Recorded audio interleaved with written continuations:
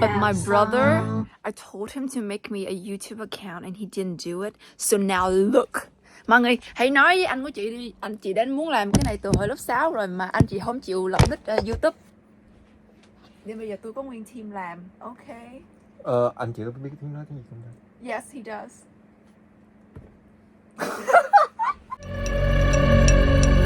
Are you ready to see the new me?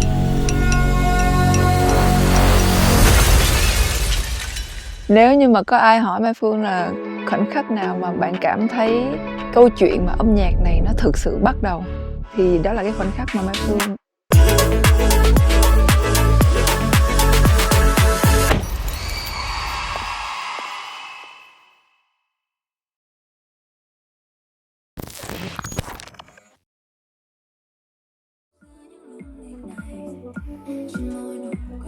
ngay từ những ngày đầu mà bắt đầu làm album thì em rất là bay bổng sáng tạo cùng với tất cả các bạn, không có vấn đề gì hết. Nước nổi được á. Cho đến khi mà thực hiện những phiên thu thì nó thật sự là thử thách. Cảm giác nó tối hơn hẳn so với mấy lần đầu mà chị hát. Em thấy cái lần nào ok? I want you to stay with the prettiest girl, just don't let it fade away. Em thấy cái rap nó còn hơi lớn xíu. Chỉ có hơn chứ hả? I want to build a snowman, or ride a bike around the hall. Ew. Delete. Em nghĩ chắc cái khoảng thời gian đó là khoảng thời gian mà Mai Phương áp lực nhất. Lúc mà tụi em thu hay là làm gì cho Mai Phương thì tụi em cũng muốn cái gì đó nó cao hơn, với là cái khả năng của Mai Phương, một người mà mới bước vô nghề muốn như là tờ giấy trắng luôn. Nó kiểu vậy. Okay, one more try. Đây. Đây, giới thiệu. Em vô đây đi. Con nghe em hát không có nổi. Kiểu gì á? Cao thiệt chết rồi. Thử đi làm một lần đi. Ai cha, sao đoạn này phéo vậy? Hả? Tưởng được chứ. Em nghe không ổn định á. Cầm tay em bước chặng đường em đã tin. Cái chữ bước với chữ đã nó phải bị của chị bị mất cái thời gian lắm mới lên được đúng cái định âm á, nên nó bị vuốt lên như nè. Nó phải là vô bọc một cái đúng định âm luôn, là bước luôn. Nó chính xác là Đúng là cái melody của cái vocal. cái melody của cái vocal. Ok. Yeah. Là nãy giờ chị đang không hiểu, em đang hiểu nhầm là chị đang không thích cái melody của cái vocal. Nãy chị kêu là chị đang không thích cái buồn và cái melody đó, tại sao chị không thích? Chị tại hai cái giờ nó không có hay. Ý là cái hai thứ nó không hay. Từ từ nha, tách cái bùm ra. Tách cái bùm ra. Cái bùng không may cho chị cảm giác ok. Cái hát nó cũng kiểu Tức là hồi nãy là mình nghe beat thôi nha, và nghe melody thôi. Còn khi mà mình viết lời vô mình mới thấy là nó là một hành trình rất là gian nan nữa, và mình cũng rất là may mắn khi mà có những bạn lyricist rất là tài năng, ví dụ như Thi Self, anh Khánh, anh Thịnh nữa. Khi mà mình viết á, mình mới cảm thấy là mình còn rất là hạn chế về ngôn ngữ.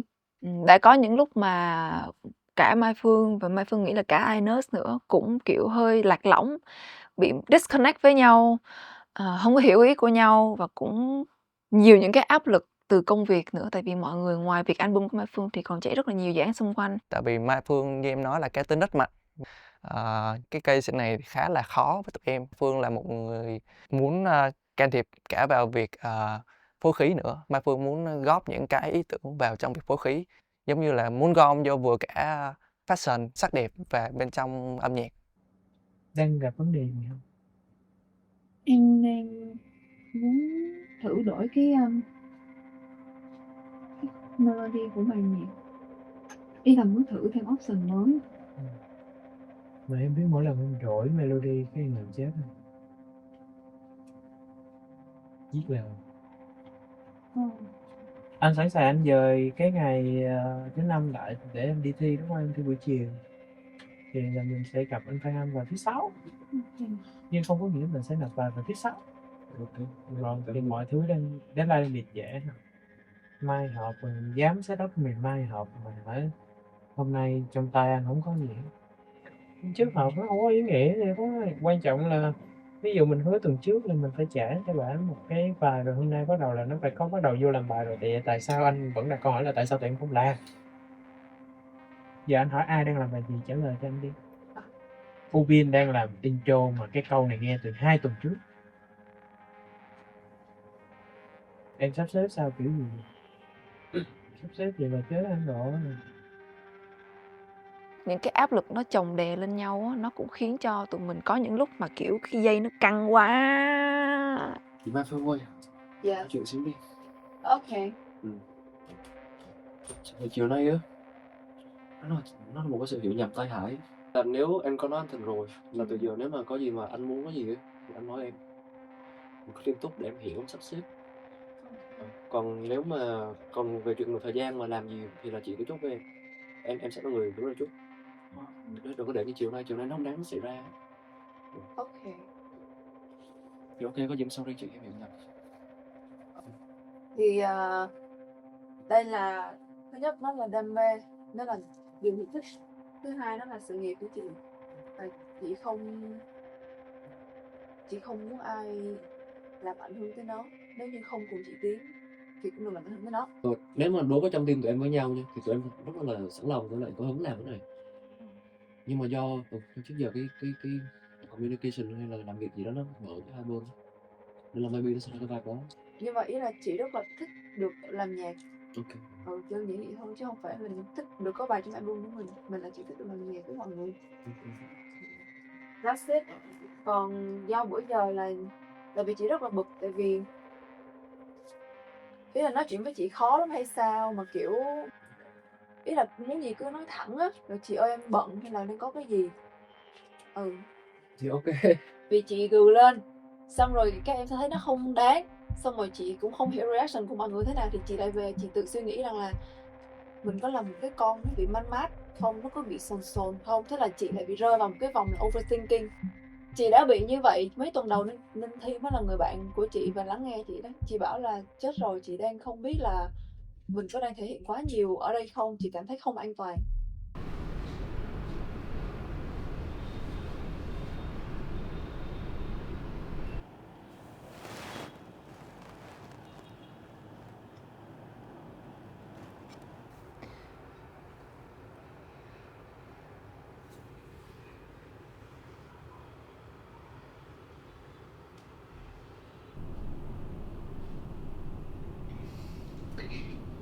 Ý là từ lúc mà bố mẹ mình đi Mỹ thì mình sẽ hãy về Biên Hòa, xong mình lục lại mấy cái album cũ, xong mình sẽ lên chụp hình của bố mẹ và gửi cho bố mẹ xem. I miss them. Cái này là bố của mình luôn, đó ở trong band nhạc. Yeah. Xong rồi hard rock rồi cái kiểu. Còn cái này là mình yêu bố mình rồi đó, mình khá là tomboy. Yeah. Thực sự là mình cũng không nghĩ là mình sẽ kiểu như là mỗi cái chặng đường của mình đi á, thì bố mẹ sẽ rất là ủng hộ. Mà kiểu hồi nhỏ thì mình cứ theo cái vòng xoáy công việc rồi bạn bè, thế là mình cũng ít dành thời gian cho bố mẹ. Để mà khi mình nhận ra thì bố mẹ phải theo cái lộ trình của họ, thì bây giờ bố mẹ ở xa nên là chỉ có thể động viên qua online thôi. Thì nó bị giãn nhưng mà chưa đứt. Thì những cái lúc đó là cứ bị sợ mất lòng á, thì khi mà ngồi lại với bản thân của mình á, thì em mới suy nghĩ rằng là it's okay to be angry. Mình giận dữ cũng được, buồn tức cái gì cũng được, cho phép mình tức đi và học cách bình tâm lại, chứ đừng trút lên người khác. Và khi đó Mai Phương bỏ nghe nhạc 1 tuần, 2 tuần rồi mới quay trở lại. Tức là trong cái lúc mình bỏ 1-2 tuần đó thì mình vẫn đi học những cái lớp nhảy, những cái lớp thanh nhạc của mình.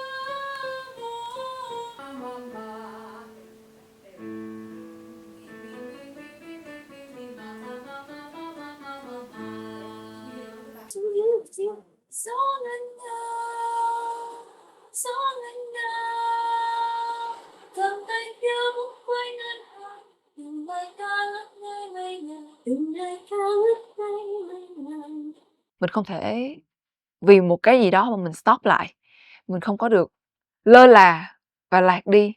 Và Mai Phương những cái lúc đó thì mình sẽ dành thời gian cho bản thân để relax lại, hoặc là spend time với Thi, với Thái, làm những cái bản nhạc gì đó nó hơi khác ngoài cái album, cái mặc dù bị mắng á, nhưng mà nó giúp cho mình có được cái motivation trở lại. Mình cũng suy nghĩ, mình hay visualize, tưởng tượng về cái ngày mình ở trên sân khấu, mình hát bài của mình và mọi người lắng nghe. Cái mình OK, let's go back to work. Cái mà tụi em tìm những cái mà nó tiệm cận với cái tụi em nghĩ trong đầu. Chứ trong đầu con bé này là nó cũng bay dữ luôn á. Ok. Vô.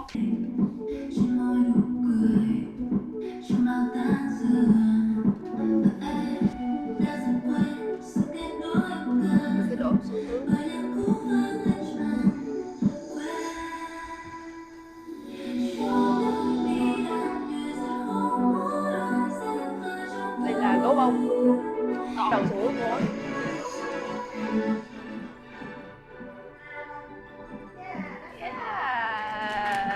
Ok. Em cũng thật sự là em muốn dành một lời khen cho bạn Duyên, tại vì em nói những cái thứ trong đầu em ra xong rồi cộng hưởng với cái idea của Duyên thì Duyên làm cho nên em rất là surprise, và nó rất là sát. Thì những cái element trong đó sẽ được thay đổi và nó có cái dụng ý của nó trong đó.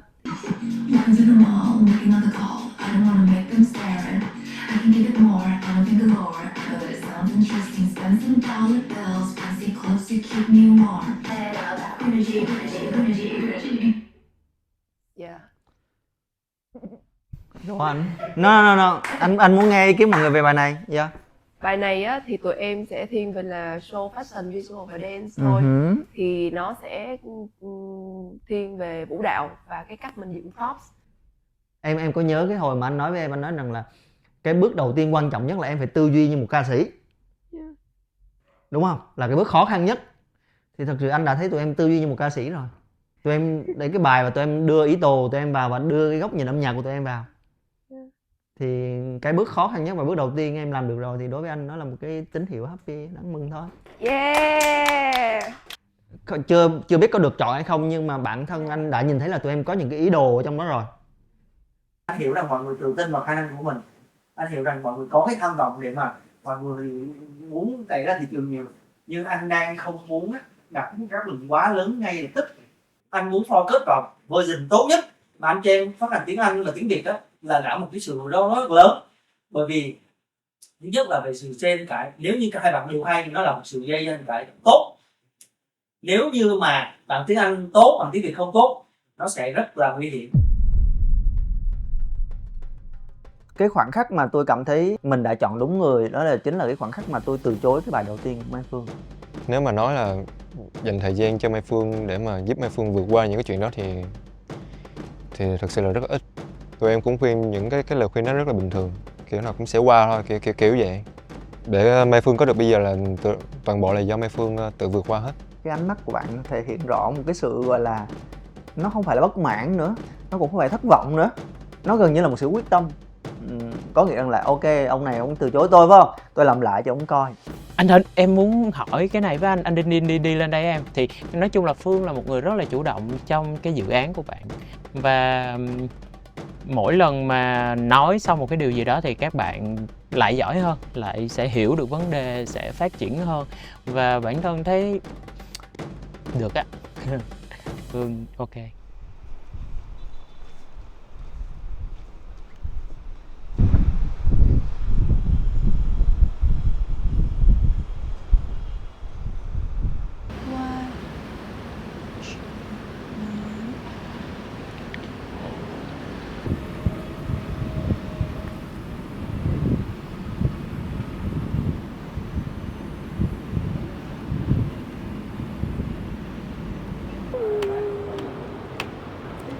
This was in the sand. Ờ, Mai Phương nhận ra một điều là mình phải thương bản thân của mình thật là nhiều. Ừm,